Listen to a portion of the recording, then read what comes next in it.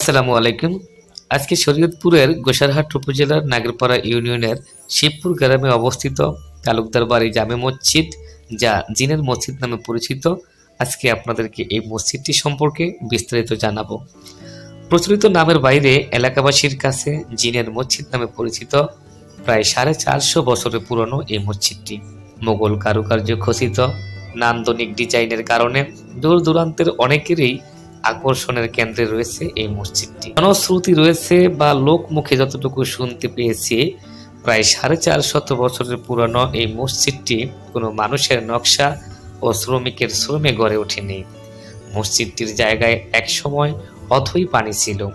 এক রাতেই পানিতে মাটি ফেলে তা নির্মাণ করা হয় এই মসজিদটি। প্রবীণরা দাবি করেন, জিনদের মসজিদ নির্মাণ কাজ শেষ হতে প্রায় ভোররাত হয়ে যায়। এ সময় পার্শ্ববর্তী গ্রামের এক ব্যক্তি মসজিদের কাছাকাছি মাছ ধরতে গেলে জিনেরা নির্মাণ কাজ অসমাপ্ত রেখেই চলে যায়। তাই এখনো মসজিদটির কিছু কিছু কাজ অসমাপ্তই রয়ে গেছে।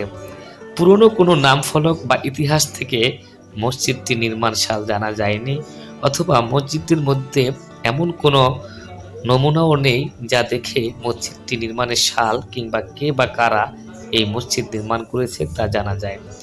প্রবীণরা আরও জানান, মসজিদটি নির্মাণের পর জিনের ভয়ে প্রায় 50 থেকে 60 বছর কেউ নামাজ পড়তে যেত না। পরবর্তীতে মসজিদ এলাকায় জনসংখ্যা বৃদ্ধি ও বসতবাড়ি নির্মাণ হলে মানুষের ভয় কাটতে থাকে। অনেকেই নামাজ পড়া শুরু করেন, কিন্তু তখনও অধিকাংশ সময় নামাজে অপরিচিত অনেককেই দেখা যেত। মসজিদ কমিটি সূত্রে জানা যায়, প্রায় 5 কাঠা জমির উপর স্থাপিত চতুর্ভুজ আকৃতির মসজিদটি এক গম্বুজ বিশিষ্ট। মসজিদের ভিতরে 3টি কাতার বা সারি রয়েছে। প্রতি কাতারে 10 জন করে মোট 30 জন জামাতে নামাজ আদায় করতে পারেন। মসজিদের সামনে প্রায় 450 বছরের পুরনো একটি পাকা মাঠ রয়েছে। মুসল্লি সংখ্যা কাতারের ধারণ ক্ষমতার বেশি হলে মাঠটিতে নামাজ পড়েন অনেকে। মসজিদের আঙ্গিনা ঘেঁষে একটি পুকুর আছে।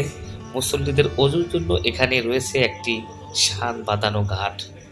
আব্দুল হালিম মির্জা নামে এক মুসল্লি বলেন, ভয় ডর এখন আর লাগে না।